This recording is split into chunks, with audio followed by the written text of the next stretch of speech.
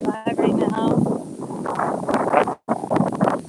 So the first time going live on YouTube was in the beginning of this week.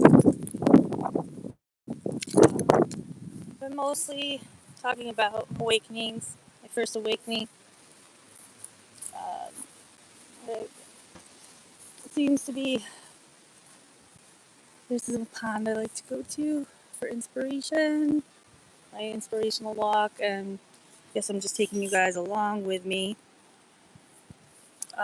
So try not to say so much. It's annoying. Working on it. Yeah, I'm just trying to find my voice with my YouTube channel. I have a small channel right now and lots of different interests. Started my spiritual awakening happened in 2018. There's other videos on here if you want to kind of hear about that experience. Uh, See how pretty? Today is just going to be kind of recapping because I talked about my first spiritual awakening. Let me finish my other the other part of what this channel. Okay, so putting together this channel, I'm trying to organize my thoughts. I'm kind of doing it through the lives. Getting used to talking more on camera. I'm a mover. I'm a dancer. I want to share movement as well. My background is mostly ballet, predominantly. I did all forms of dance, and then it led me to yoga when I had a dance injury. And yoga at first was just more based on like trying to heal my body, but I didn't really look at the this is so pretty. I didn't really look at the other aspects of it, the spiritual mind. It was just more in body instead of mind and soul.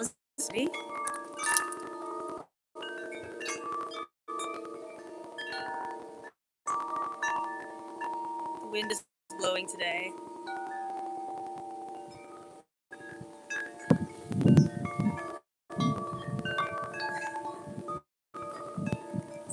I don't know why I'm live. Okay, I don't know why my stream got interrupted. And I got kicked off for a second, but is that pretty? So yes, I'm just walking around in nature, recapping kind of on my other lives that I did this week. And hello, I'm back. I don't know why I got kicked off. I've never been kicked off before. My channel. So finding my voice in my channel, using the lives right now as a way of like kind of documenting without wasting space on my phone. Most of them I post a recap. I'll usually say at the end of the video I'm going to post a recap. But for the most part, I have. So feel free to check out the other lives I did the past couple of days. I was getting into a little bit more about.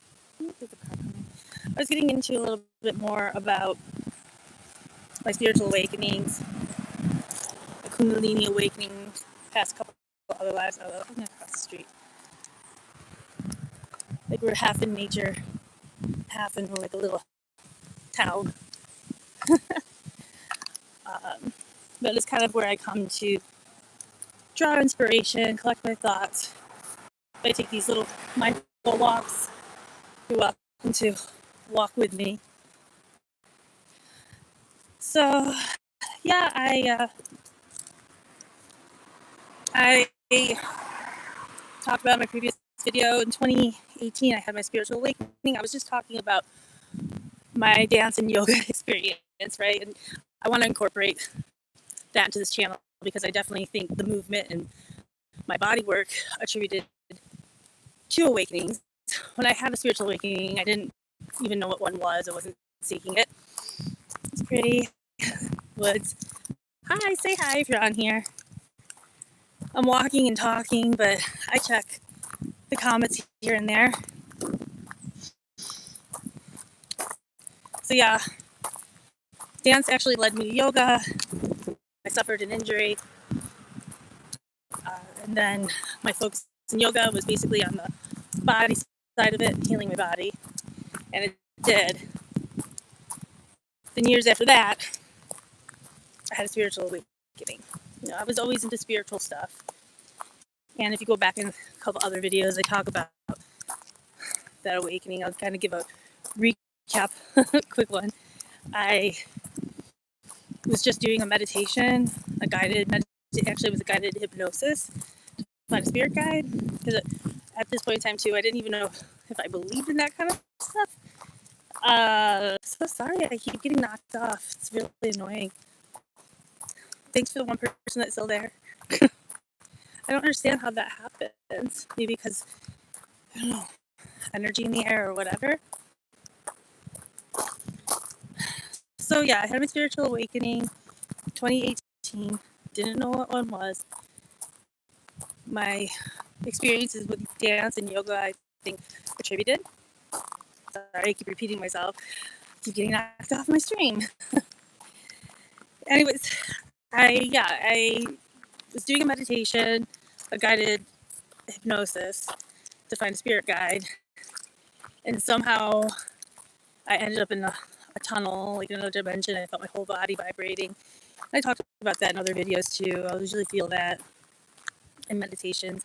And I ended up in this tunnel, and at the end of the tunnel was this woman that looked just like me. I think it was me, and later when I went to talk to professionals about it, they said it's your higher self most likely. And another voice came in, not the voice from the meditation, not my own voice, and said your life begins now. And I got sucked through the tunnel.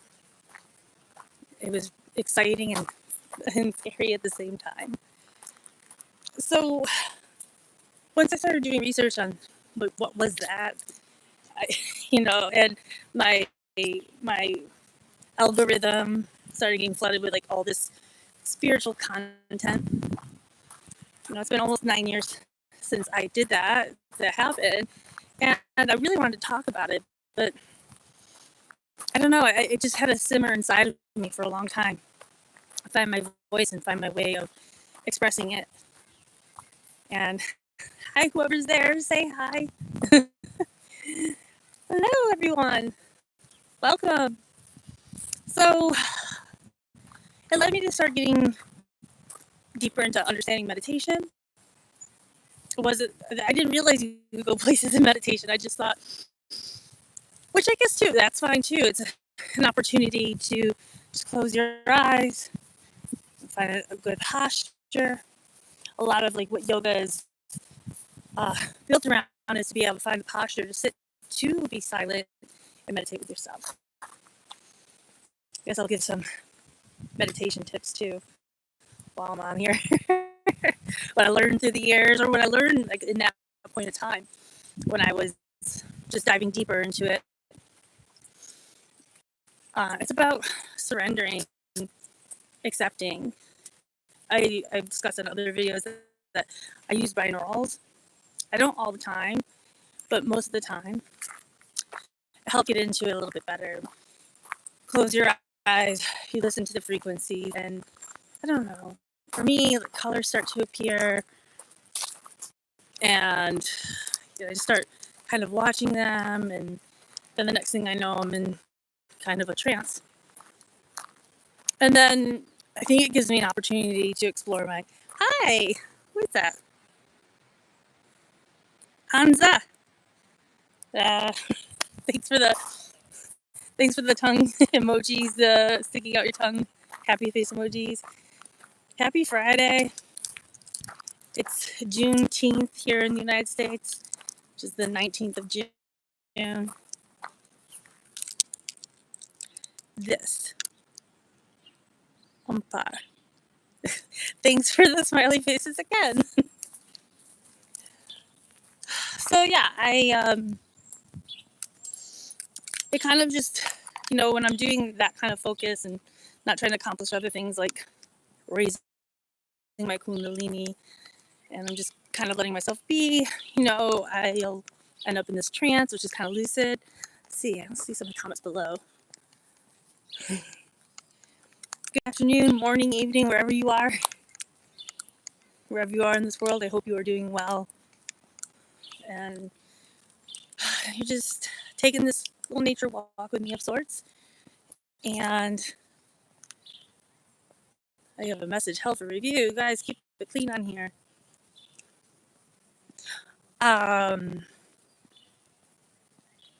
Yeah. So nature walks are an opportunity for me to reflect. The weather's finally nice in central New York. It was a rough winter.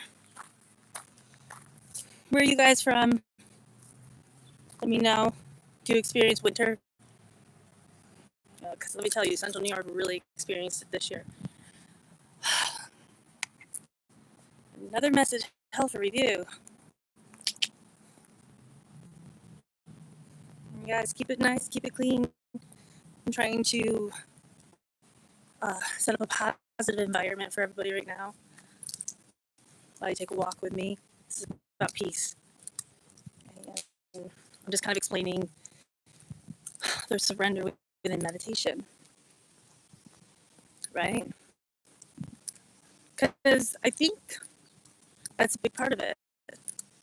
It's hard, and it's hard to not fall asleep. You've got to get into that theta state, right? That's too bad. I don't see the messages that have to be held in review, but please, this is, like I said, this is supposed to be peaceful. I'm trying to create a community of like-minded souls that just are trying to enlighten, lift up, right? Because the world is hard enough as it is. So basically, it's an opportunity for you to have a conversation with your subconscious, try to change those subconscious beliefs, right? When we're conscious, we don't know, like our subconscious is in that reptilian part, right? I've heard some people say that the subconscious mind is actually like what was put into us between 4 to 7 years old, right? So it's kind of like also dealing with a child. In order to change your life, you have to change your mind. It's all a matter of perception. And I guess tools that I use for that too is learning something new, learning a new movement, studying something, right now I'm trying to understand AI because that's going to be our world. Thanks for the likes. Right? And getting into these trances and getting into this theta state is an opportunity for your conscious to kind of meet up with your subconscious and see what's going on. Talked a little bit about it when I was trying to wake up my Kundalini. I was doing some chakra work, and again, you can go into like the Kundalini video. It goes in depth about that in my live. I will be making long form content. Again, I'm just trying to organize myself in the lives to make more proper long term content. And feel free here to have a conversation with me, like a decent one. I'll check every so often. Like I said, it's hard to walk and talk at the same time. Well, it's not hard to walk and talk at the same time. It's hard to walk and read and talk at the same time. But hello, who's over here? Tell me where you're from.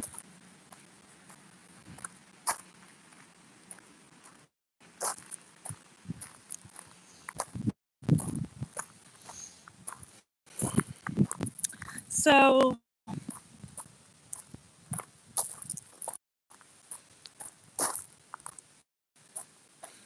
on my journey, so after I had my first awakening, my spiritual awakening, and where I got sucked through the tunnel, I started doing some research.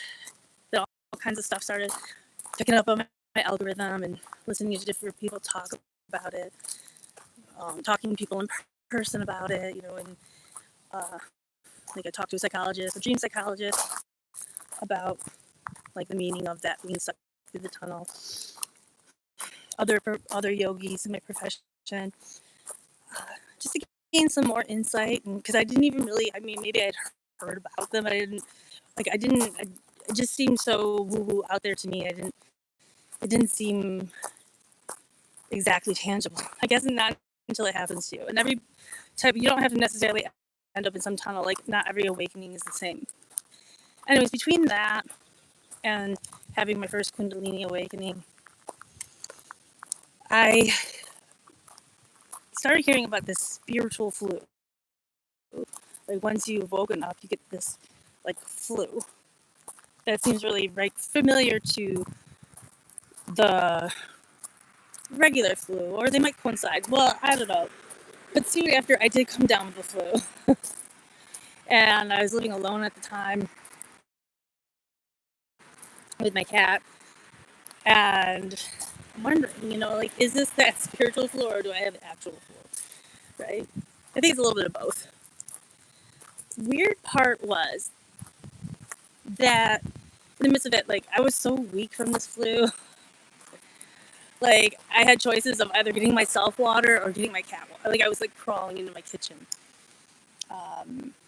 It wasn't a stomach bug flu. It was just like a upper respiratory of sorts. I don't know, but it had me down for about a week. So, like, no work, no nothing, no people, me and my cat, and me trying to keep my cat alive. In the midst of it, though, something weird had happened. Like how I had talked about. Hold on, I'm going to try to cross the street. There's a lot of cars. Say hi, say where you're from. Hello, hello, hello.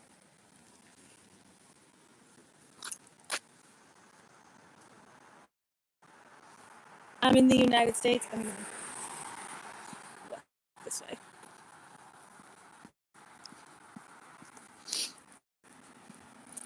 So, what I remember, because again, this was like almost 9 years ago, I had this flu. I do have like this one picture of me from it, so I could get the date around which when I had that flu. Um, I started feeling this buzzing sensation, and I don't know, just because now I'm like also in tune with my body from dance and yoga, and it's not something I heard anybody talk about. And, I didn't really investigate it further because, like, so many things started happening to me. It's actually something I'm going to look into when I talk about this in a long form video. But my body started buzzing. Now, like I've explained before, when I get start going into the trance, especially if I'm going to astral project, my whole body will vibrate. But this was different. This was like a buzz. And I can only describe it as it felt like it was like going in a certain line in my body, like a certain pattern. Like I felt like this buzz was actually trying to like take the parts in which maybe the bug was in me, like, and dissolve it out, if that makes any sort of sense. But the more I started feeling this like weird buzz, the more I started to like, okay, maybe that is what's happening. Because soon after that, like, I got better. Uh, I don't know. And then I had also learned to, like, we know about like chakras that go up through, but there's chakra systems throughout your body, right? And I think that's what starts to tie into like the chi energy. I want to go back over there, but I got knocked off this side. See the wind chimes? How pretty. Maybe I'll go back there before it ends. So, sorry, it's so close to me. So whatever, I got better from that flu. Then a couple weeks later, I went home to visit my family. And at the time, I was living in New York City. So I went home, Central New York, to visit some of my family. And I started getting that, I wasn't sick anymore, but I had become lucid in a dream. And I started getting that buzzing feeling again. And I started kind of like seeing this like red light. It was kind of like mapping out where it was going in my body. And I kept hearing this little voice say, "Chi, chi." So I don't know. I gotta look into it more. I'm just talking about my experiences after my first awakening, leading up to my Kundalini. And then I got some kind of calling for like Kundalini awakening, and started hearing more about it. And then started doing my research for it, see what that's about. Like that coiled up energy that's at the bottom of your spine, coiled up and waking up, and it wakes up all your chakras, clears them. And then I have my first one. Leading to that, but I didn't talk about my video about my Kundalini awakening. Sorry, I got like a weird. Was, then I started learning about like kind of like fasting, and I did my first water fast ever. And that was just a really cool experience. Like, I'm never going to do a water fast past 3 days. And I've done a couple since, right? But I started preparing to do that as well. I didn't just jump into doing a water fast. You can't just jump into doing a water fast. And you have to make sure you drink water. And I'm such a big time eater. I didn't even know if it was going to be possible. But basically, I was trying to get my body pure to make room for like these new energies. And I guess that's what that spiritual flu is supposed to be about too, is purifying. So I was kind of in purifying mode. So we're like going to the beginning of 2019. I decide I have like 3 days off from work. I thought, well, this is a perfect. It was like leading into New Year's Eve. I thought, well, what a way to start the new year. We're going into 2019, right?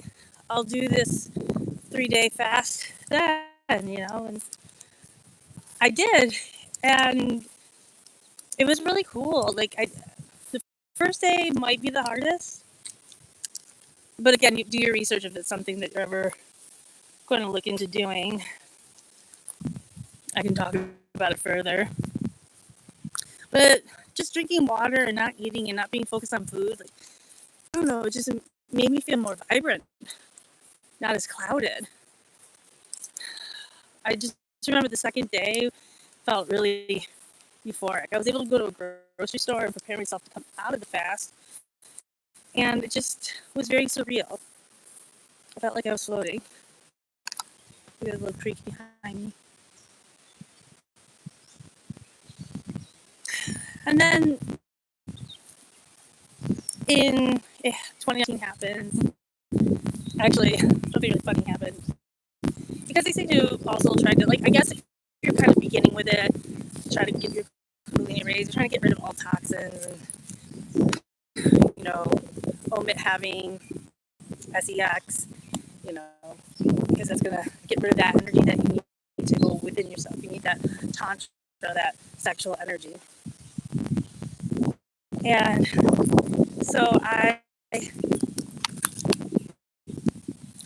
started to just kind of clear myself, right, and do these things.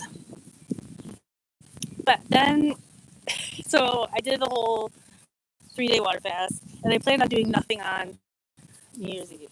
It's nuts in New York City, anyways. On New Year's Eve, like, you can't get cabs, especially back then. It was more cabs, not Uber.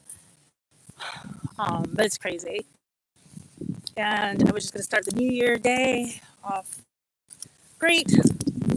But what ended up happening, one of my best friends, she was dating somebody new, and this boyfriend of hers had his mother, and he called her mother, had a house on the Upper East Side. I lived on the Upper East Side. Now, having a house in Manhattan is something. And she's like, come over, we're just hanging out, me and him, at his mother's house. I'm like, nah, I just don't want to be a third wheel, and I've just come out of the water fast, and I'm pretty cool where I'm at, She's like, come on, it's only like 10 blocks away from your house. So you don't have to, take the subway or a cab. She's like, just come be with us for a little bit. Meet him. I hadn't met him yet. I'm like, okay. And I didn't exactly come out of my water fast the way I wanted to. So I went there, and they just have like half a glass of champagne. I mean, at this point in time, I had started to come back a little bit, because you can't just go right back into eating, right back into. So I had been having like bone broth. I was gently bringing back food into my system, and then they gave me a half a glass of champagne. I was completely drunk. Boom, on a half a glass. I was like, oh, but the work I feel like I gained and the insight that I feel like I gained from doing that first water fast didn't leave me. Did I put a little alcohol in my system? Yeah, you know. But then I was good. Then I went um, dry basically uh, for like a month. So I think it was like around February, March where I had my first Kundalini awakening. And if you want to refer to one of my other live videos, and again, I'll make a longer form content uh, talking about that experience further, but it's on here. You just have to go back into my lives. The one that says Kundalini Awakening, my experience with it. Uh, yeah, so after that, too, like I started hearing about the Akashic records and all that stuff, and I was doing meditations to, tap into that. What I was trying, I just remember one meditation when I was trying to tap into it. I ended up in like this. It was the first time I actually ever interacted with like an entity and like again, you're not really supposed to talk to anybody unless you really know what you're doing. Like when these interdimensional beings. But I ended up in some kind of weird library speakeasy, and I just remember I vibrated, floated out of it. These are like after my Kundalini uh, uh, activation. And I just remember going up to like kind of like the maitre d or the host. It was a man, and him saying to me, "You're not supposed to be here yet." It's like you can stay for a little bit and walk around, but it's not your time. You have to arrive here 3 more times before you can look in. Yeah, I never arrived there again. It's 9 years later. I don't know what that was about, but that's in that dimension. That's what it looked like. Uh, I talked about in one of my videos too. I think about when I was talking about my spiritual awakening and my path to that. Like the first time I had ever consciously astral projected, I explained that I had a boyfriend at the time. He didn't believe in that kind of stuff, but I think he was curious too. But I had a book at this point in time to really understand astral projection.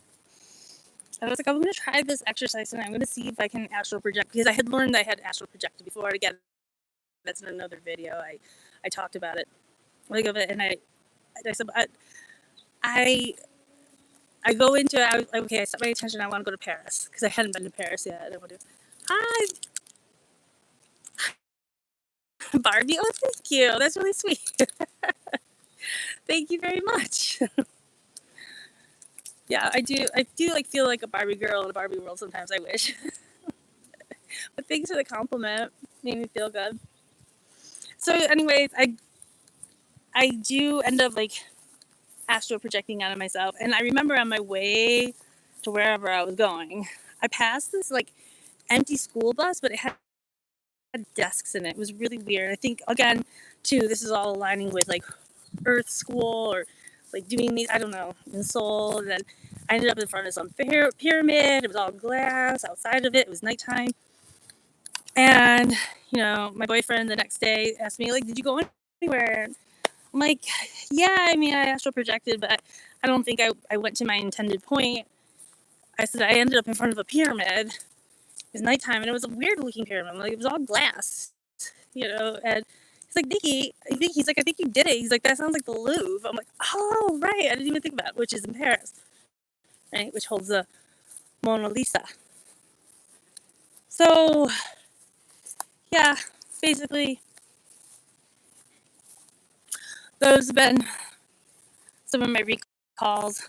Oh yeah, so then I did try to access a spirit guide or understanding what my spirit guides are, and I met one once. I forgot her name. I wrote it down. I just don't know where I wrote it down. And she did tell me like, gosh, she was really like peppy and like these kind of beings. Like they're benign, but like I don't think they know how to like communicate like how humans do, right? It's like awkward. What do they call it when, um, like socially awkward? So she was like really like overzealous and overly nice. I just remember I was doing a little quick meditation in between teaching classes, and I was teaching some group fitness at Crunch New York, and I had a moment. So I was like, okay, I got like 20 minutes, so maybe I'll try to tap into the spirit guide stuff. And she showed up, and like I could see, like my eyes are closed, but I can see my whole apartment. And I see her, and she's like, "You just relax right there." And she said, "You know, I'm so and so." She's like, "I'm one of your spirit guides." All I know is she like stuffed like not stuff, but she like put this like floral scent up to my nose. I don't know what that did. Where am I going? Oh, thanks. I like glasses. Yeah, I just found them. I mean, I got them a couple of years ago, and I just found them. Hi, Manny and Ram. Where am I going? I'm just walking around. I'm taking a mindful walk with you guys. Do you like the mindful walk? I'm just kind of rambling and talking about like experiences with meditation and awakenings, trying to get my stuff together for my actual channel. This is my actual channel, but trying to find my voice in my channel and kind of getting it together through my lives and meeting people. Where am I going? So, anyways, I'll never forget this too, and I feel like it was also proof to show astral projection because after whoever that spirit guide was left and like put that floral scent on my nose, um, I was trying to wake myself out of the trance because I had to get to work. I heard my alarm, and I'm trying to like I have sleep paralysis of sorts, and I'm like trying to pull myself out, Like I'm like, no, I'm not trying to astral project, right? Because that was more of a trance than astral projecting. Like I just need to wake up. I need to get out of this trance. I gotta go to work. And where am I from? I'm from Central New York. I lived in New York City for 20 years. I grew up in Central New York, and now I'm back in Central New York to raise my daughter. Sorry, I think this is like a little munchkin or something. Munchkin. Chipmunk. I don't know why I just called it munchkin. Where are you from?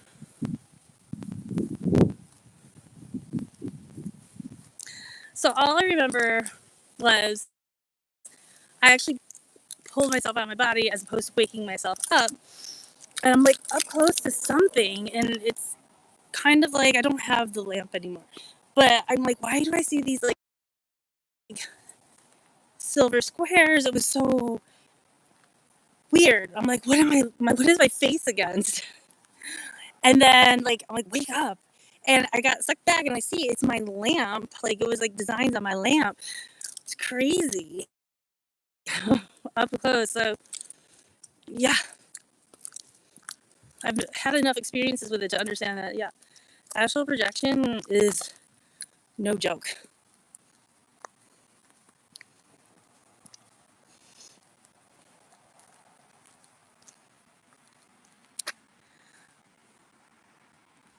Yeah.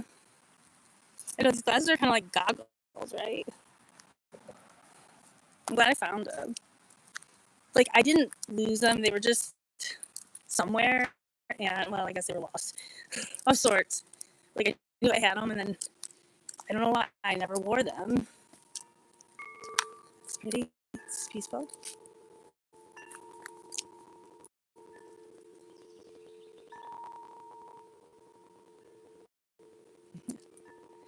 From India. Welcome.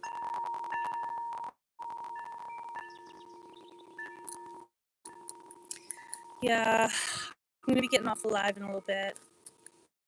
I just thought this is really pretty.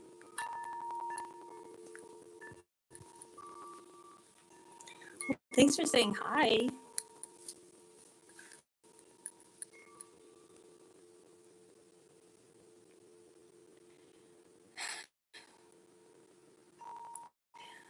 So, yeah, live.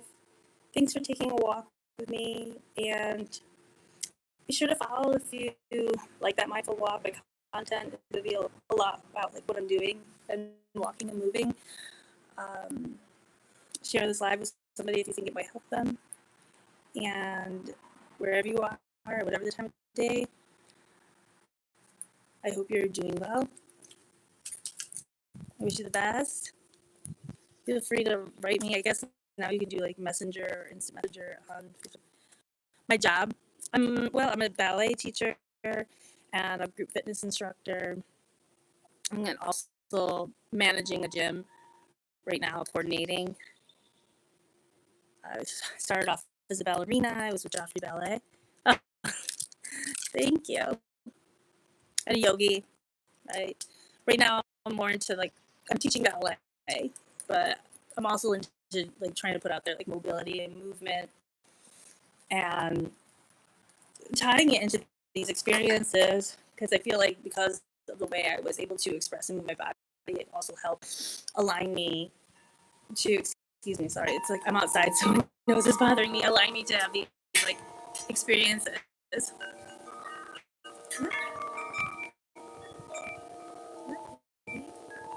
love it. Well, anyways, be sure to give me a follow. Come on live with me again.